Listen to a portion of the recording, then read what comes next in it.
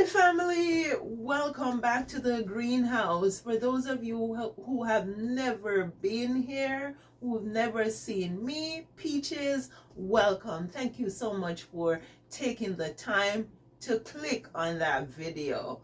Now, I'm here in the greenhouse, but I'm not planting seeds today. I have already sown some seeds and the temperature has really gone down, so my heater is struggling to keep the place warm at 15 degrees right now, so I won't be putting anything else in the ground. But I'm hoping, not in the ground, in seeding trays, right? But I'm hoping that I can sow a seed in somebody today that will actually sprout and bring forth some fruit, because it was back in 2003 that I was going through some challenges. I used to say to my husband that I felt like I was dying daily, and I think I just didn't know that it was true, but I felt like that, right? But still, I would put my clothes on and I would walk around. I would go to the mall all looking prim and proper and happy, and you wouldn't know that something was wrong with me, right? And the thought struck me, how many people might be here in my situation going through some stuff, but yet still they took the time to put their clothes on. They're out just like I am out, walking around, and you don't even know that something is wrong with them. And that's when I said to myself, that is why we all need to take some time to show a little kindness to each other, because you don't know what the person might be going through, right? You see me, but you don't see my struggles, right? And so I thought that this Sunday morning here, I would just share with you guys a little of what I went through in 2003. Well, it was before that, actually. A year or two before that, I just felt like I was dying daily, as I said. I told my husband. And I would get my yearly checkups, which included blood work, no type of scans. Yeah, x-ray. They would usually do a chest x-ray, but nothing else, just blood work. And that's one thing I'm thankful for, that in Canada you get good health care without having to reach in your pocket every time you go to the doctor. You present in Ontario, I just present my OHIP card, but I don't take advantage of it, right? I respect the system because I am thankful and grateful for the system. Anyways, yeah, I used to get my yearly checkups with my doctor, and I just wasn't feeling well. So I kept going to him and telling him how I was feeling. I would do blood work, you wouldn't find anything. But on this one particular day, when I went to pick my 6-year-old son up from school, it was then that I just felt like I wanted to pass out. I got home and I tell you, I just felt like my head was out of it. And yeah, some of the things that used to happen to me is I used to crave sugar a lot. And not only that, but I used to have like peripheral lights, flashes of lights at the corner of my eyes. We would say in Jamaica that we're seeing blinky or something. Yeah, or peony. Yeah. So that day, when I felt like that, I had an appointment to go and see my doctor. So I took my son home from school. My husband was at work, and we got something to eat, got ready, and although the doctor wasn't far away, we had to take the bus, and we had to transfer, right? So I would take a bus to a certain point, and then I had to transfer and take another bus to get to my doctor's office. So when I waited, when I saw my doctor, I said to him, today I just felt like I wanted to pass out. I don't know what was wrong, but I felt like I wanted to pass out. And he proceeded to ask questions, did what he was doing. He took my pressure. And guess what my pressure was? My pressure was 160 over 120. You know the ideal is supposed to be 120 over 80? No. At that time, mine was 160 over 120. And he said, your blood pressure is sky high. What happened? Did you have a fight with somebody? I said, no, I didn't have a fight with anybody. I told him what I had done, and anyways, he said, I'm going to give you medication. So he gave me medication. He gave me a prescription. So I had to fill the prescription. I bought the medication for high blood pressure. That's how we were going to treat all my symptoms and my high blood pressure. And so I bought the medication. I started taking the medication. Sorry, let me just get a sip of my tea here. But guess what? My blood pressure did not respond to the medication. I had to go back to see him within a couple of weeks. And when I went back, the blood pressure was still high. He doubled the medication and gave me another one on top of the first one. And so now I was taking 2 medications. What are we doing? Just trying to mask whatever was going on. But thank God he would not have it that way. My blood pressure after 2 weeks still did not respond to the 2 medications I was taking. And then when you're taking the medications, you can't eat certain things. One of the things that I liked to eat was grapefruit. And I couldn't eat grapefruit because I could have had some type of drug interaction. And so that's one of the reasons why I don't like to stay on medication if it is not absolutely necessary. Anyways, after going back to him, taking the 2 medications, he said, your pressure is still not coming down. It's not responding. So he said, okay, he's going to do an abdominal ultrasound. So set up an appointment, and I went, I did the abdominal ultrasound. I went back to see him after he got the results. And he said to me that a mass was spotted on the top of my left kidney. And so there we go now. Had to go to the specialist. Because you know your family doctor is just for basic stuff. They kind of try to figure things out. They practice, and then they send you on to a specialist. And even the specialists themselves are practicing. But thank God for giving them the knowledge and understanding to do certain things, right? Because they do help us when we need help in a lot of instances. So I went to the urologist.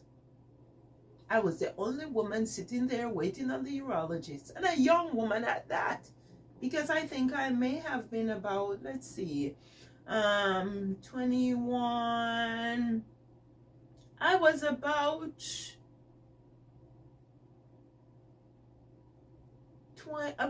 25 years old, somewhere thereabout, 25 years old, I think. And so when I saw him, he introduced himself as the plumber. No, I don't have any plumbing parts he was referring to, but I have kidneys, I have urethra, ureter, bladder, I have all that. And he does that too, right? And so he looked at what was sent over from my doctor, and he decided to send me for some more blood work, because being the specialist, he would know what blood work that he needs to do, and urine. He sent me to the lab, and the lab gave me a big jug with some type of chemical in there, and I had to collect my urine, and I think it was over a span of about 72 hours, and in the jug, keep it in the bottom of my refrigerator. Yeah, I refrigerated my urine. I had to do that, right? Because we were trying to figure out what was going on with my health. And after that, I took it back to the lab. They did all their tests and whatever, and the urologist got back the report. I went back to see him. He said nothing was spotted. So because the ultrasound had shown the mass on the left kidney, he figured, okay, I'm going to go ahead and I'm going to send you for a CAT scan. So you will be called with a date to do the CAT scan. I waited a couple of weeks, going 3 weeks now, I didn't hear anything.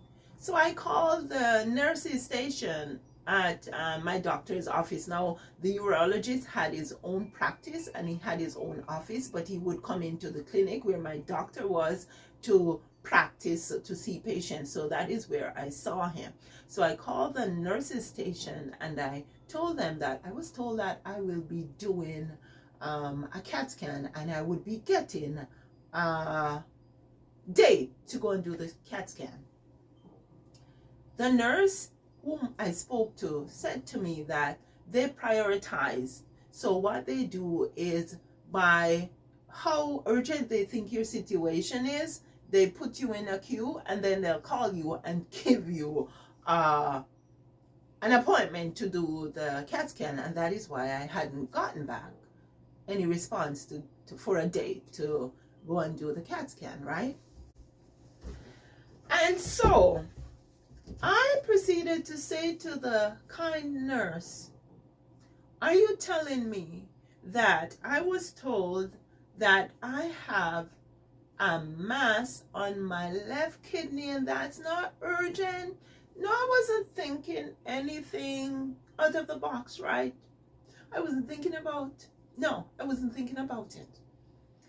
Anyway, she said to me, okay, give me some time. Let me call the hospital and hear what they have to say and I'll call you right back. The next day she called back. I had an appointment to go and do the CAT scan within a couple of days. What do we learn from that? You have to advocate for yourself. You cannot just sit by and allow things to happen. Sometimes you gotta push a little bit, right? I went and I did the CAT scan. And yeah, sure enough, shortly, my doctor's office called me. Now, all that time I was doing a part-time interior decorating course. And I didn't want to interrupt my studies. So when my doctor's office called, that's your urologist, his assistant called and said, the doctor has scheduled surgery for you and this is the date and this is what. And I said, hold on a minute, please, hold on. I have to do surgery? I am doing a course right now. And she stopped me in my tracks and she said to me, listen, this is what the doctor's orders are. So I am going to schedule an appointment for you to come in and see him before the date of the surgery so you can have a talk with him. So I said, okay. Sure enough, my husband and myself went in to see my very kind, personable, God-sent urologist.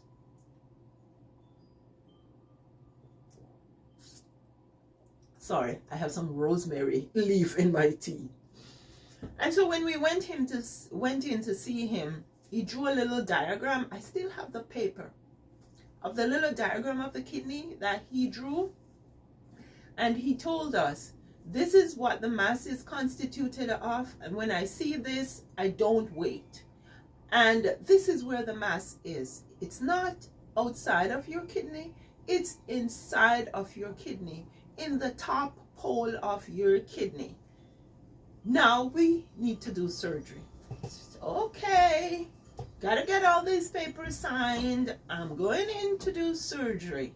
The plan was to go in and to remove the top pole of the kidney where the mass was seen. And so that was the understanding. So day of surgery, my husband and I, our 6-year-old son, thank God, he was able to drop my son at school. We went to the hospital and he was able to stay with me. We did our pre-op everything that had to be done before the operation. And then I was laying there on the gurney with needles and tubes and stuff all hooked up to do the surgery. It was pretty tough. Come a long way. You see me, but you don't see my struggles, right? And I'm doing this so that somebody can be encouraged, right? And by the way, that was going to be my third surgery since being in Canada. I had one for the throat and I had one for the chest. Anyways, my husband was there with me until the porter came in to wheel me to the theater, and then my husband had to leave.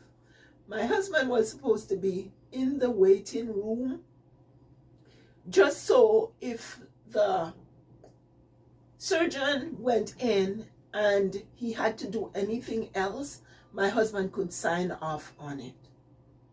Whatever time the surgery took, 3-4 hours, my husband at that time had to leave to go get our son, attend to our son, pick up our son from school.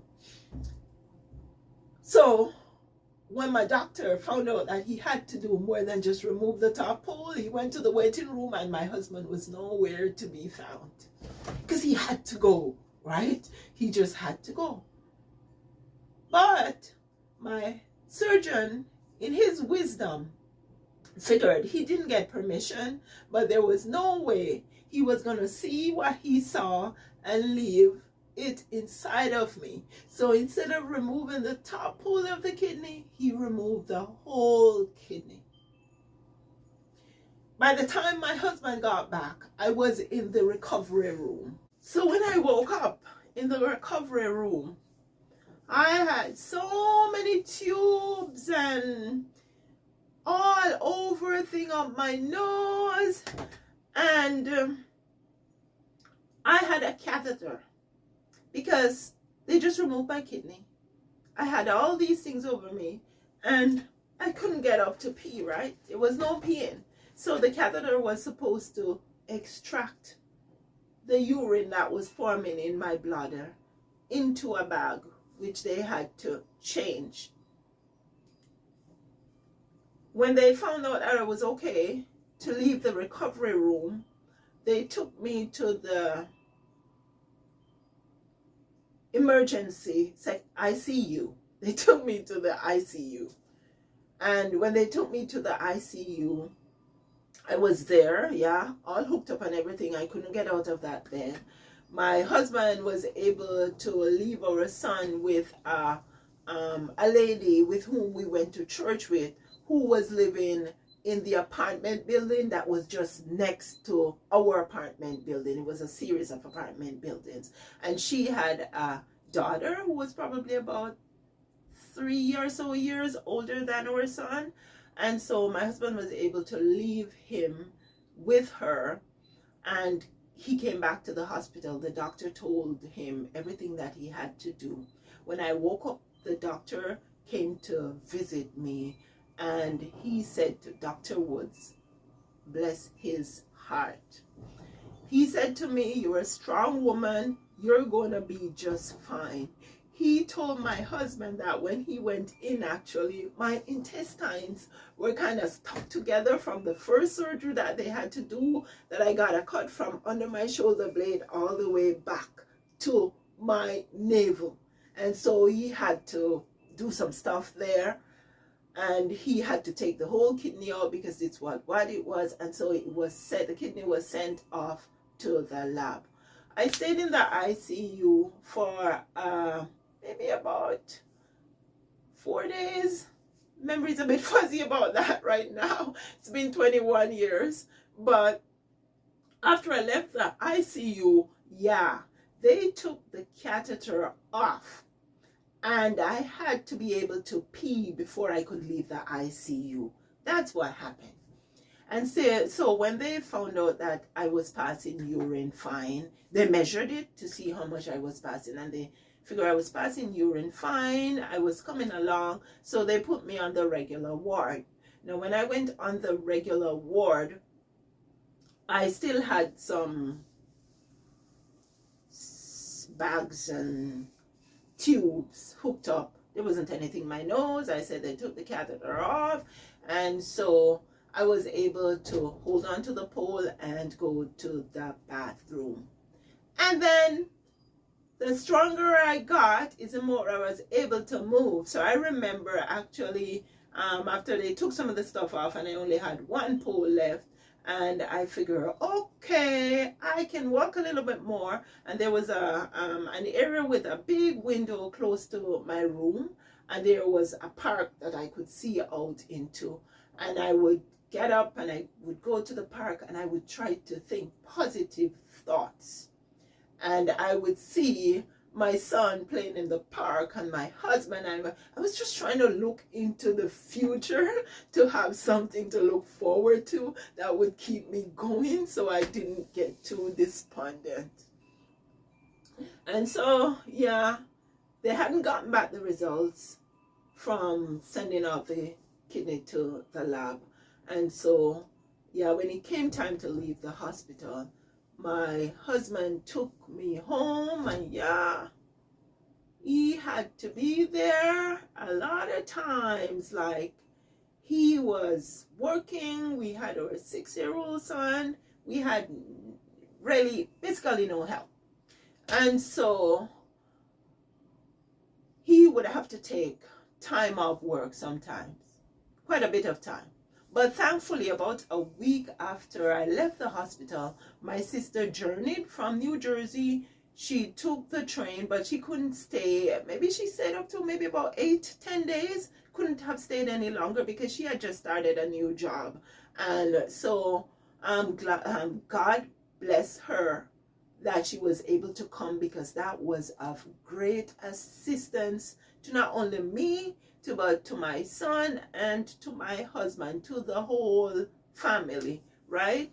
And so she stayed with us. And I remember one point, oh my goodness, after I went home, my body was adjusting to the one kidney.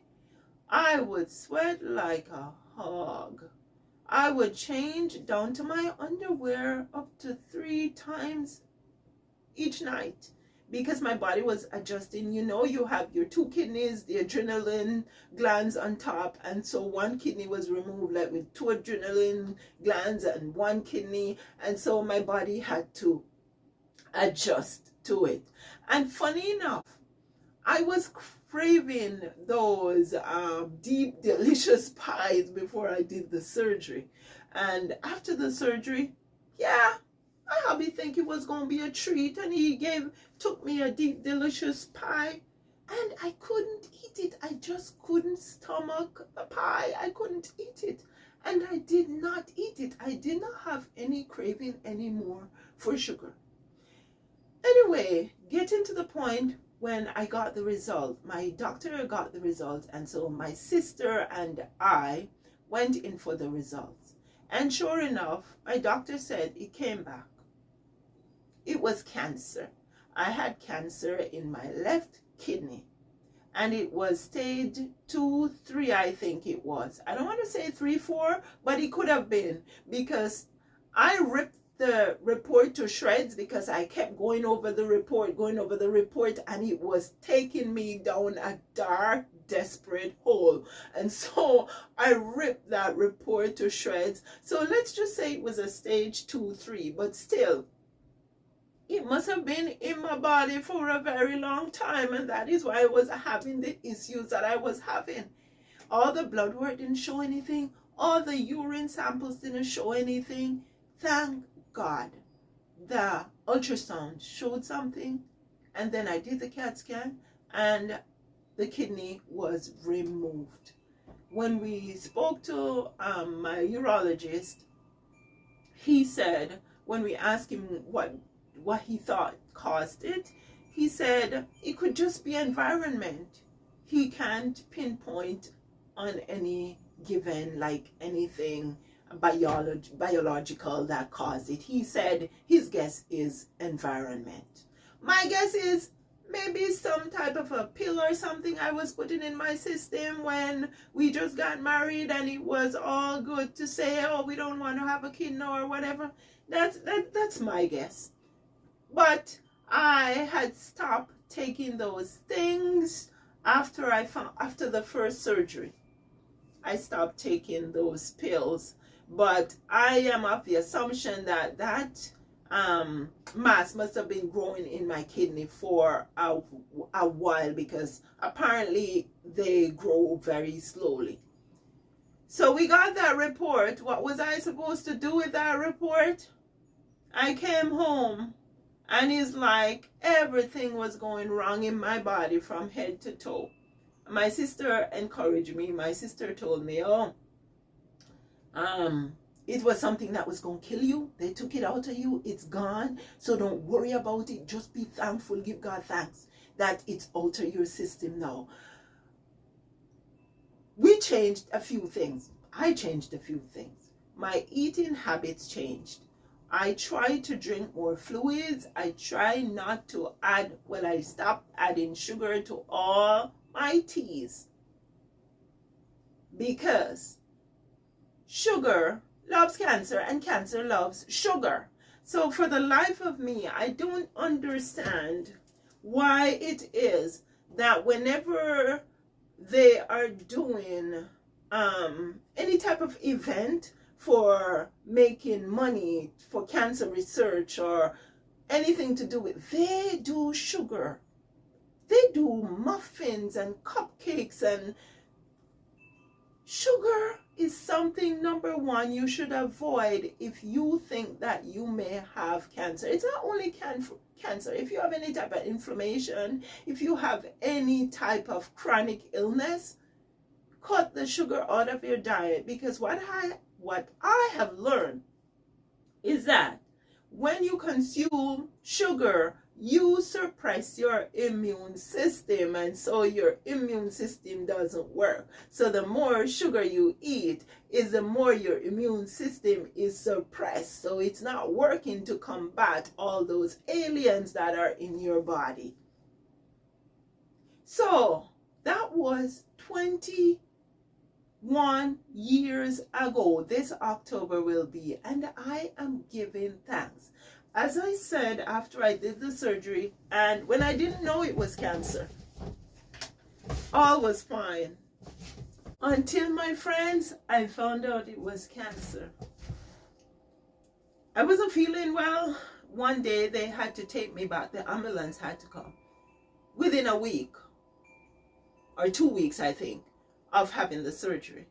The ambulance came. They took me to the hospital in the light of what I had been through and and what it was that was taken out of my body. And so I was in the hospital for hours. They did a head scan, and I remember asking them, do you guys need to do the dye? And the technician said no. Sure enough, after waiting hours, doing the scan without the dye, the radiologist came back and said, I can't see what I need to see. I want to make sure there's nothing going on.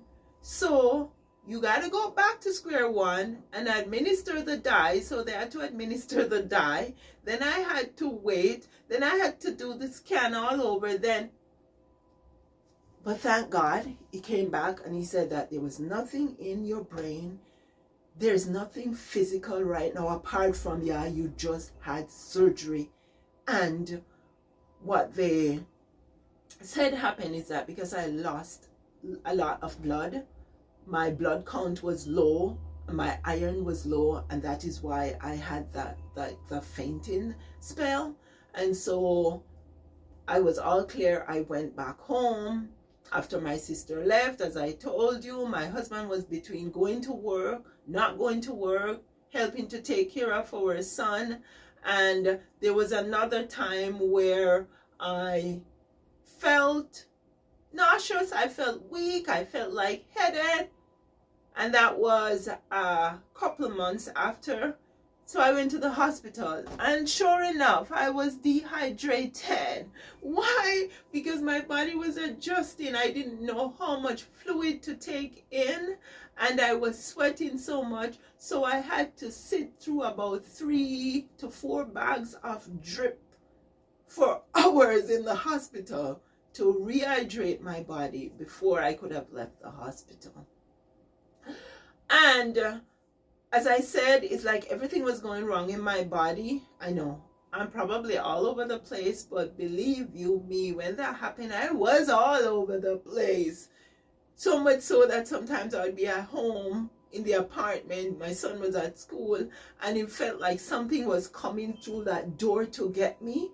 Guess what it was, friends? It was fear. I was so fearful. I felt like my life as I knew it was ending. I cleaned out my closet. I threw out stuff like I'm thinking, what's the sense? What's the use? Like, I'm dying anyways. But until I started focusing on the positive, and I shredded that report, and I started going back to those scriptures that I learned growing up as a child, like, be therefore followers of God as dear children. Ye are of God, little children, and have overcome the world, because greater is he that is in ye than he that is in the world.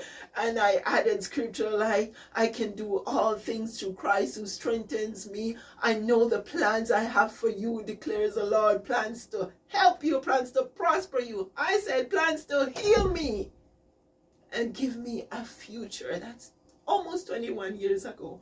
Until I started doing that, I could not snap out of that deep, dark hole that I was in. And so I'm saying this to say, never give up.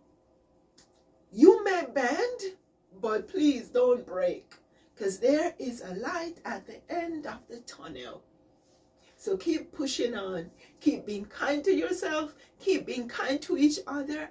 And remember, when you go to the doctor and the doctor says, you have high blood pressure or you have a sugar problem, if the doctor even says you have developed type 2 diabetes, try to find out why.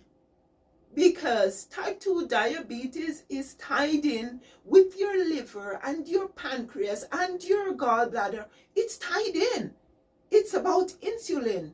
And insulin, insulin functions in our body, right? And so it could be something wrong with your pancreas, your gallbladder, your liver. Please ask your doctor for an ultrasound, for some blood test. Yeah. Take the medication, take it as long as you need to, but just don't take it without trying to find out what's going on in your body. I was taking the medication. I didn't think anything was wrong. But guess what? If it wasn't divine intervention for that medication not to work, my doctor would never have sent me for that ultrasound. And the rest would have been history. Yeah, the rest would have been history. There is one thing I can't skip, is to tell you guys that one of the things that I actually suspected too were the mercury fillings that I had in my teeth. And if you read the studies, you will see where it can seep mercury into your system and can actually cause you problem. So if you have mercury fillings, maybe you want to do some, and that was way back when. I don't think they use mercury fillings anymore, but do some research, figure it out, and try your best to do your best, right? What I did was, although we didn't have a ton of money, I got mine removed. And when they removed them, they actually had to like put something in my mouth. It was a process because they could not afford to let the thing go down in my system.